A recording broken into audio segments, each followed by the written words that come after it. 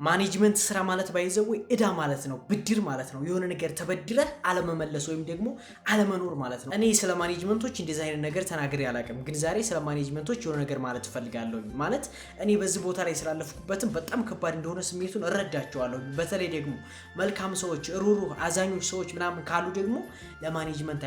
አይሆኑም ማለት አይሰሩም ማለት አይደለም ብዙ ቦታ ላይ ግን አይሳካላቸውም የዋህ ሰዎች መልካም ሰዎች ማኔጅመንትን ማስተዳደርና መምራት አይችሉም ለምን ካላችሁ የሆነ ለሰራተኛ መልካም ነገር ስታሳዩና ጥሩ ሰውነታችሁን ስታሳዩ ደካማ ጎናችሁን ስታሳዩ ማለት ነው ሰራተኞች እዚህ ጋር ጭንቅላታችሁ ላይ ነው የሚወጡት በቃ መናናቅ ይመጣል አለመታዘዝ ይመጣል አለመከባበር ይመጣል ብዙ ነገር ይመጣና ስራው ራሱ ይበላሻል